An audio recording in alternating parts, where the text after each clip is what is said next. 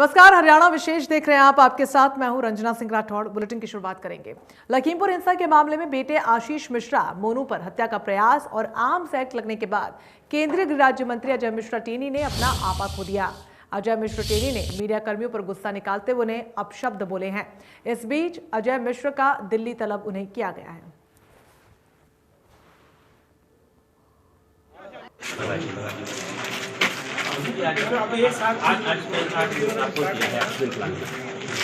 कितनी इसकी क्षमता है, क्या देखिए, ऑक्सीजन प्लांट जो है हमारे जिले में आगे बढ़ के बनाओ।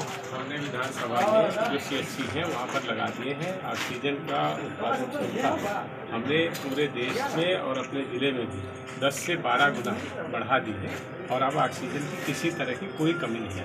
मंत्री जी, आपके बेटे पर जो और धाराएं लग गई हैं उस पर क्या काम है, उस काम के बारे में बात करो कि कहाँ धाराओं के बारे में नहीं, जो SIT नहीं जानती ऐसा है, बेवकूफ़ी के सवाल मत करा।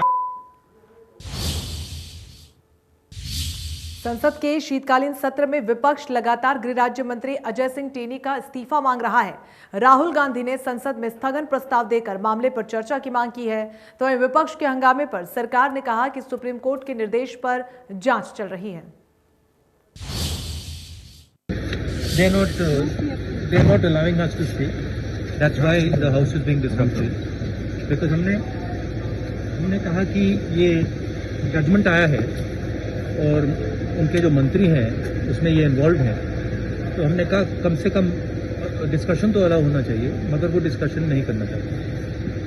सर, आपको लगता है उनको रिजाइन करना चाहिए? और क्या रवैया सदन में देखने को मिल रहा है, उससे स्पष्ट है कि विपक्ष के पास कोई मुद्दे नहीं है, मुद्देहीन है और उन्होंने शायद अपना मन बना लिया है कि जनता के विषयों को सदन में उठाने के लिए उनके पास कोई विषय नहीं है, कोई सरकार की आलोचना करने के लिए, कोई समस्या को उठाने के लिए कोई इच्छा नहीं है। ये बेबुनियाद विषय है क्योंकि आज के दिन कार्रवाई वहाँ पे चल रही है।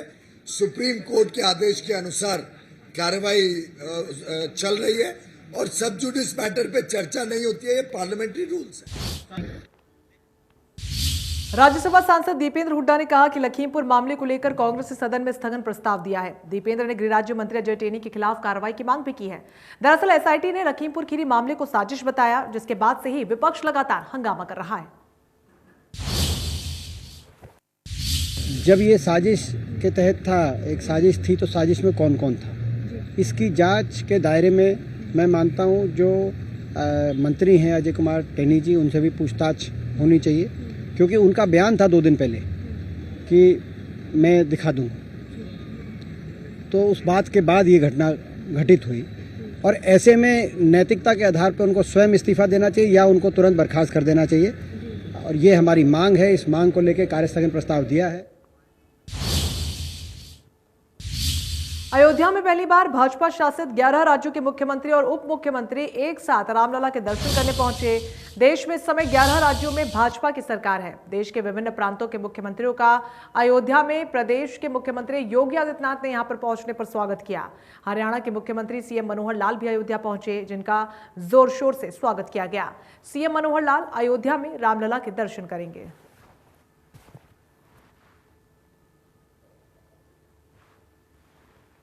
तीन तस्वीरें आपको दिखा रहे हैं। अयोध्या में तमाम मुख्यमंत्री पहुंचे। सूबे के मुख्यमंत्री योगी आदित्यनाथ ने सभी मुख्यमंत्रियों का स्वागत किया, जिसके बाद सरयू तट पर मुख्यमंत्रियों ने एक साथ पूजा की और अंत में हनुमानगढ़ी में मत्था टेकने के लिए भी मुख्यमंत्री पहुंचे। तस्वीरों में आप देख सकते हैं हरियाणा के मुख्यमंत्री मनोहर लाल पूजा अर्चना करते हुए नजर आ रहे हैं।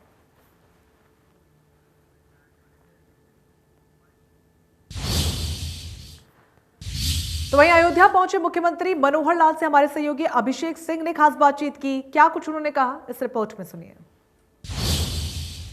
सब आ रहा है। 12 शासित राज्यों के जो मुख्यमंत्री हैं वो अयोध्या आए हैं, जहां पर उन्होंने हनुमानगढ़ी का दर्शन किया और राष्ट्रीय अध्यक्ष बीजेपी के JP नड्डा जो है उन्होंने भी यहां पर हनुमानगढ़ी में दर्शन किया, जो कि अब सीधे तौर पर रवाना हो रहे हैं। और आपको मैं सीधे तौर पर दिखाना चाहूंगा कि यहाँ पर हरियाणा के मुख्यमंत्री मनोहर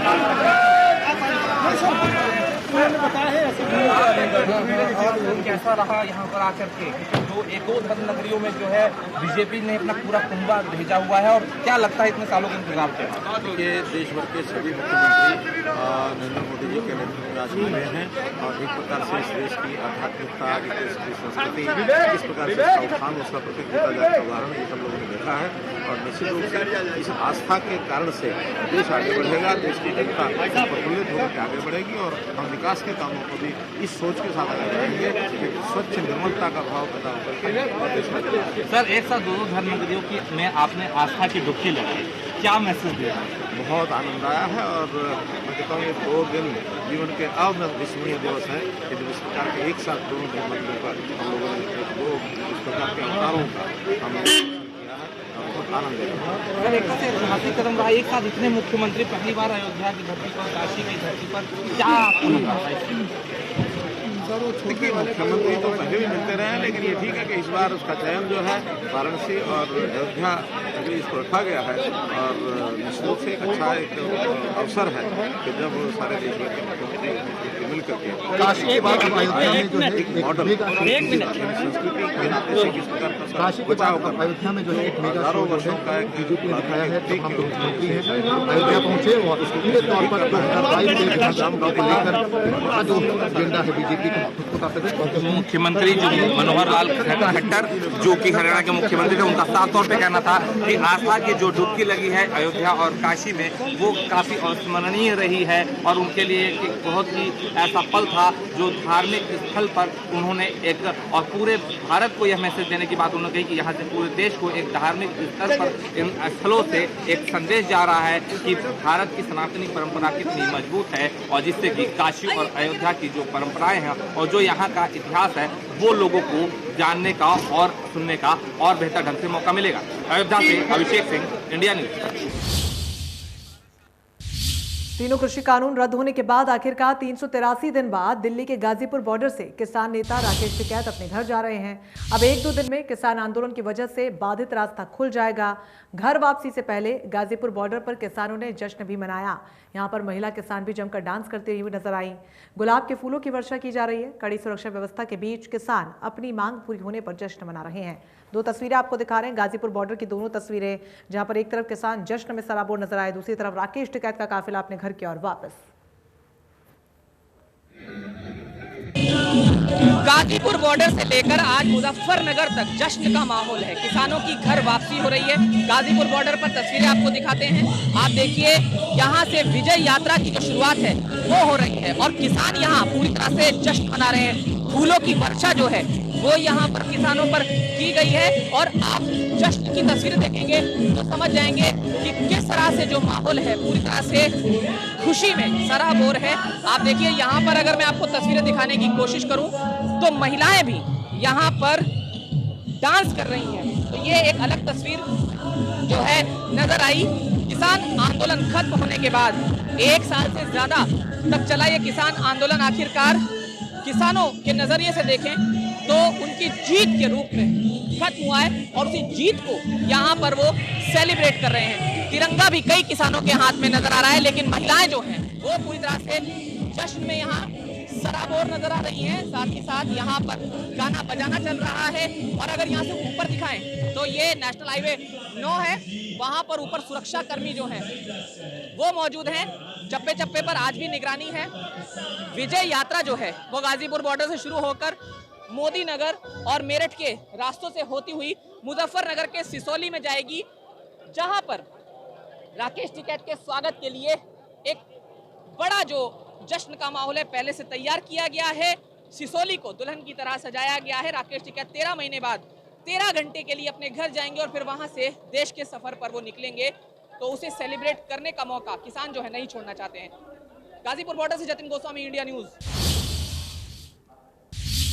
गाजीपुर बॉर्डर से राकेश टिकैत की आज घर वापसी होगी। राकेश टिकैत अब किसानों के अन्य मांगों को पूरा कराने को लेकर किस तरीके से सरकार पर दबाव बनाएंगे, किसानों का आगे का प्लान क्या होगा, इसको लेकर किसान नेता राकेश टिकैत से खास बातचीत की हमारे सहयोगी जतिन गोस्वामी ने। इस समय हम गाजीपुर बॉर्डर पर मौजूद हैं। राकेश टिकैत साहब वहां पहुंचे हैं जहां देखिए ये झोपड़ी है, यहाँ पर ये हमेशा आते थे और क्या कहेंगे जी इसके लिए? और ये हमेशा याद आती रहेगी। बिल्कुल, ये सवाल मेरा अगला था। हमने 1 साल पहले बल्कि 385 दिन पहले यहाँ देखा, आप ट्रैक्टर पर आए और सीधे बैरिकेड क्रॉस कर गए। उसके बाद यहाँ कई गांव बस गए, तो वो सारे गांव याद आएंगे? सब गांव याद आएंगे जी। जो टिगरी, सांजापुर, ढासा, सब गांव याद आएंगे। पलवल, सांजापुर, सब याद आएंगे। आंदोलन के बाद राकेश टिकैत जी का आगे का सफर कुछ बता पाए? अपना खेती बाड़ी करेंगे, अपना और काम है जी। कल से फिर जाना शुरू कर देंगे। साउथ में जा रहे हैं कल से फिर प्रोग्राम जी। यहाँ के अलग अलग भाषाओं के लोग आए, वे लोग रुके यहाँ पे। यहाँ पे जो बच्चों ने पूरी ट्रेनिंग यहाँ की ली। अच्छा, मेरा सवाल वही आ रहा था कि किसको मुख्य रूप से श्रेय देना चाहेंगे इस जीत का? इसमें कोई एक आदमी तो नहीं है, इसमें तो हजारों लोग हैं। अगर कोई बीमार हुआ तो डॉक्टर को श्रेय जाता है, उसने उसको ठीक करा। यहाँ पे एक एसआईटी जांच जो आपने सुना होगा, रिपोर्ट आ गई लखीमपुर खीरी वाले मामले में, उसमें ये पता चला है, ये कहा गया है कि षड्यंत्र था वो पूरा मामला। आपकी प्रतिक्रिया? और एसआईटी तो पहले तो हमने जांच करके दे दी थी, पूरे गांव के लोगों ने यही तो बताया था कि षड्यंत्रकारी है, तो एसआईटी ने भी उसी पे जांच करी। ठीक है, अब मंत्री को इस्तीफा दे देना चाहिए। तो आगे इसको लेकर कोई विरोध जाहिर रहेगा, लगातार चलता रहेगा? जब तक नहीं हटेगा तो जहाँ पे भी मीटिंग होगी, जहाँ पे भी होगा, तो इसका नाम हमेशा आता रहेगा। मेरठ में अखिलेश यादव और जयंत चौधरी के साथ आपकी एक तस्वीर लगा दी गई है जिसमें लिखा है टूट गया अभिमान और जीत गया किसान। तो ये पोस्टर, इसको किस मायने में समझे? जिसने भी लगाया गलत लगाया, हमको खबर आ गई थी कि। और बिल्कुल अंत में देश देख रहा है, बस ये झोपड़ी के बारे में झोपड़ी याद रहेगी या जाएगी, गांव जाएगी, कोशिश ये करेंगे कि गांव चले जाए और वहाँ पे ये लग जाए, एक सिंबल ये रहेगा, तो लोग जाएंगे वहाँ पे। पूरा एक म्यूजियम वहाँ पे बनने लग रहा है, तो उसमें लगाएंगे, तो लगाएंगे झोपड़ी। और आपके ठीक पीछे ये नेशनल हाईवे 9 जहाँ पर वो मंच था, 28 जनवरी भी आया था, भावुकता के आपने कई पल वहाँ पर देखे, बस उसको प्रतिक्रिया दे दीजिए अंत में इंडिया न्यूज पर। 28 तारीख की जो रात, वो काली रात, वो, और 28 तारीख की वो जो 2 घंटे का पीरियड रहेगा, वो काली ब्लैक नाइट के नाम से जाना जाएगा हमेशा। लेकिन ये याद रहेगा हमेशा। तो ये फतेह मार्च एक तरह फतेह मार्च और ब्लैक नाइट, 28 जनवरी की ब्लैक नाइट भी याद रहेगी, उसको सब मनाएंगे, उसको सब उसको याद करेंगे। तो धन्यवाद हमसे बात करने के लिए। हालांकि हमने उनसे सवाल जो है वो पोस्टर के बारे में पूछा, तो उन्होंने कहा कि पोस्टर गलत तरीके से लगाया गया था और उस पोस्टर को हटाने के लिए उन्होंने बाकायदा कह दिया है, निर्देश दे दिए हैं, और कोई भी उनके इस आंदोलन को राजनीतिक मंशा के तहत इस्तेमाल करने की कोशिश ना करे। गाजीपुर बॉर्डर पर किसान क्रांति गेट से जतिन गोस्वामी, इंडिया न्यूज। तो केंद्र सरकार द्वारा तीनों कृषि कानून वापस होने के बाद गोहाना पहुंचे भारतीय किसान यूनियन नेता गुरनाम सिंह चढ़ूनी ने किसान आंदोलन को लेकर बड़ा बयान दिया है, जिसमें गुरनाम सिंह चढ़ूनी ने कहा कि किसान आंदोलन खत्म नहीं हुआ बल्कि स्थगित हुआ है। संयुक्त किसान मोर्चे के किसान नेताओं की हर महीने एक मीटिंग होनी तय हुई है, जिसमें वो निगरानी रखेंगे। संयुक्त किसान मोर्चा के नेताओं की अगली मीटिंग 15 जनवरी को होगी। अभी हम सिर्फ इंतजार करेंगे, अगर किसान की मांगों को सरकार ने पूरा नहीं किया तो फिर से किसान आंदोलन करने को मजबूर होगा। देखिए, अभी स्थगित किया है, ख़त्म अभी नहीं हुआ है, और जो पेंडिंग मांगे हैं उन पे अगर सरकार सिरे नहीं चढ़ाती है तो आंदोलन दोबारा करना हमारी मजबूरी होगी, और इसलिए अभी इसको स्थगित किया है। और हर महीने एक मीटिंग करेंगे इस पे निगरानी रखने के लिए। 15 जनवरी को फिर मीटिंग बुलाई है स्कीम की। ये सहायता के लिए तो उन्होंने 5-5 लाख रुपए कहा है, कब देंगे अभी वो तो कन्फर्म नहीं हो पाया। और एमएसपी के लिए जो कमेटी बनाई है उस पर भी कोई बहुत ज़्यादा आगे नहीं बढ़े, और पे कन्फर्म नहीं कह सकते कि उसकी क्या रिपोर्ट आएगी, तो वो अभी डाउटफुल है। देखिए, अभी तो एक बार तो आंदोलन को बिल्कुल स्थगित कर दिया ना, तो अगर दोबारा ज़रूरत पड़ी तो चलाएंगे। और इस आंदोलन में जो है, जो शहीद हुए 750 किसान, उनमें जो हरियाणा के किसान हैं वो 125 के करीब हैं। अभी उनके मुआवजे की और जो केस मुकदमे बने हैं, करीब 48,000 लोगों पे हरियाणा में मुकदमे हैं, उनके वापसी की मांग है, तो उस पर निगरानी। वहम 24 के मदीना टोल प्लाजा पर पिछले 1 साल से चल रहे धरने का बुधवार को समापन हो गया। इस दौरान सम्मान समारोह का आयोजन किया गया। शहीद किसान परिवारों को सम्मानित किया गया। किसान आंदोलन में भाग लेने वाले हर महिला पुरुष का धन्यवाद किया गया। अखिल भारतीय किसान सभा को रोहतक जिलाध्यक्ष प्रीत सिंह ने बताया कि यह समापन नहीं बल्कि आंदोलन की मजबूती से शुरुआत है। केंद्रीय संयुक्त किसान मोर्चे की मजबूत किया जाएगा। वहीं हरियाणा में भी संयुक्त किसान मोर्चा बनाया जाएगा। उन्होंने कहा कि सरकार ने किसानों की सभी मांगों को मान लिया है। एमएसपी पर कमेटी बनाई जाएगी। उनका कहना है कि सरकार यदि मुकरी तो फिर से दिल्ली के बॉर्डरों पर शुरू होगा किसान आंदोलन। गाँव-गाँव जाकर किसानों को जागरूक किया जाएगा। देखिए, संयुक्त किसान मोर्चा के नेतृत्व में जो देश में आंदोलन चला उसमें मदीना टोल की टीम का बहुत बड़ा सहयोग है। तमाम गांव से हमारे बहन भाई, खास तौर पर महिलाएं जो हैं बहुत बड़ी संख्या में यहाँ पे जुटे रहे हैं और हमें ये अपेक्षा है कि आने वाले दिनों में भी चाहे वो एमएसपी को लेके आंदोलन हो, चाहे वो शिक्षा और स्वास्थ्य को लेके आंदोलन हो, उसमें भी ये बहन भाई जो हैं अपनी एकता को और भी मजबूत करते हुए इसी तरह की भूमिकाएं अदा करते रहेंगे। और आज जब सारे जो संघर्षशील बहन भाई इकट्ठे हुए हैं तो हमारी खुशी का ठिकाना नहीं है। हमारी खेती जो हमारा बिल्कुल रीढ़ की हड्डी है हमारी अर्थव्यवस्था की, उसके ऊपर साम्राज्यवादी ताकतों की जो नज़र थी और जिस तरह से वो हड़पना चाहते थे, उनको हमने जो है उनका ठिकाना बता दिया और मुंह तोड़ जवाब दे दिया। अब आने वाले दिनों में खेती बाड़ी जो है हमारे देश के विकास के अंदर एक केंद्रीय मुद्दा बनेगी और खेती बाड़ी से जुड़े हुए जो लोग हैं वो देश के नेतृत्व में भी उभर के आएंगे। ये पर गए थी जब किसाना के ऊपर लठ बरसे थे, खून में सड़क लाल थी। आज उन्हीं किसाना पर जब वापस आए हैं, जब फूल बरसे हैं, फूला में सड़क लाल हुई है।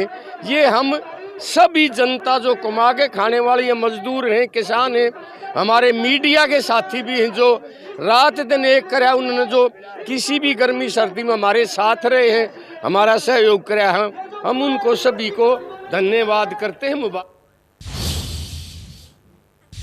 सोनीपत के सेक्टर 15 में ग्रीवेंस कमेटी की बैठक हुई और बैठक में स्थानीय लोगों ने अपनी समस्याओं को रखा। तो वहीं प्रदेश के परिवहन मंत्री मूलचंद शर्मा ने मामले में तुरंत प्रभाव से एक्शन लेते हुए नगर निगम के ज्वाइंट कमिश्नर को लताड़ लगाई और कड़े शब्दों में जल्द से जल्द समाधान करवाने के निर्देश दिए।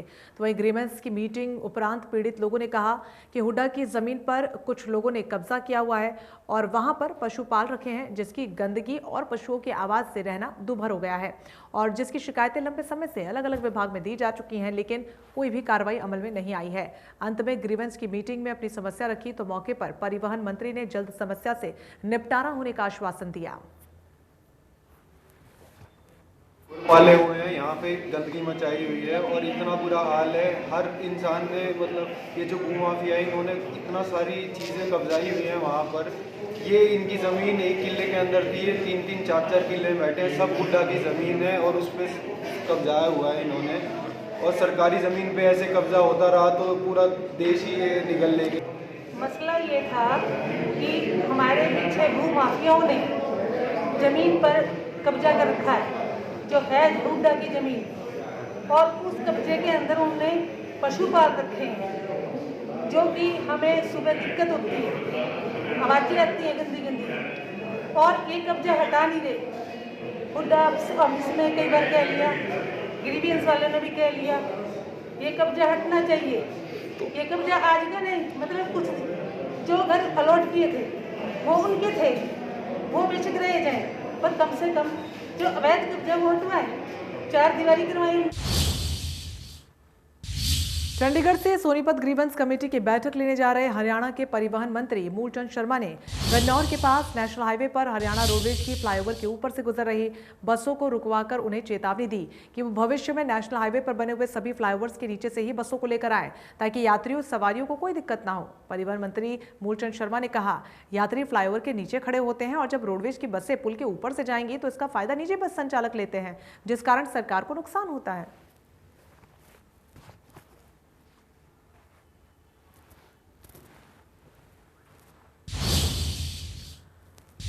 पंचकुला में आईटीबीपी की ओर से प्रतियोगिता का आयोजन बेसिक ट्रेनिंग सेंटर में किया गया था, जो कि आईटीबीपी में 35वीं अंतर सीमांत शूटिंग प्रतियोगिता का समापन किया गया। प्रतियोगिता में विजेता जवानों को सम्मानित करने के लिए हरियाणा के खेल मंत्री संदीप सिंह पहुंचे। इसी दौरान आईटीबीपी के जवानों ने बहादुरी के करतब दिखाए, जिसे देखकर मौजूद लोगों ने देश की सेना पर गर्व महसूस किया। संदीप सिंह ने जवानों को संबोधित करते हुए कहा कि मुझे यहां पर आकर लगा कि मैं भी जवान हूं। उन्होंने कहा कि किसी भी खिलाड़ी के लिए बड़ा अहम है कि वो अपने देश के लिए कुछ कर पाए। जवान हमेशा अपने देश का सम्मान बढ़ाता है। उन्होंने कहा कि हमें अपने छोटे बच्चों को देश हित में लाना होगा, उन्हें वो सिखाएं जैसा आपको जवानों को देखकर सीख मिलती है। और मैं चाहूँगा कि वो बाहर आकर फोर्सेस के लोगों को और न्यू यंग जनरेशन को मोटिवेट करें, और मोटिवेट इस तरीके से करें कि जो बच्चे आज भी आर्मी ज्वाइन करते हैं, आज भी फोर्स ज्वाइन करते हैं, उनको ट्रेन भी करें। तो क्या कहना चाहिए? देखिए, मैं बधाई के पात्र हैं आईटीबीपी के सभी नौजवान, और बधाई के पात्र हैं हमारे आईजी साहब ईश्वर जी और डीआईजी साहब शर्मा जी, और सभी हमारे नौजवान जिन्होंने पार्टिसिपेट किया। लगभग 500 के आसपास नौजवानों ने इसमें पार्टिसिपेट किया।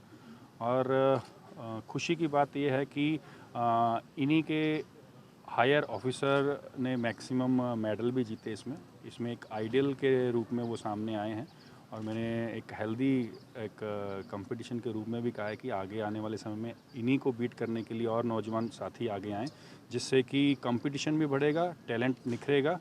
क्योंकि आईटीबीपी दिन रात ये नौजवान जो हैं देश की सेवा करते हैं। हम जैसे लोगों को चैन से नींद आए तो उनके लिए काम करते हैं, तो मैं इनको दिल से सैल्यूट भी करता हूं। और मैं ये आशा करता हूं कि जो हमारे नौजवान साथी हैं जो हमें सुन रहे हैं आपके माध्यम से, वो भी अपना जीवन किसी न किसी रूप में दे। इसी के साथ हरियाणा विशेष में बस इतना ही। बाकी बड़ी खबरों के लिए बने रहिए हमारे साथ। नमस्कार।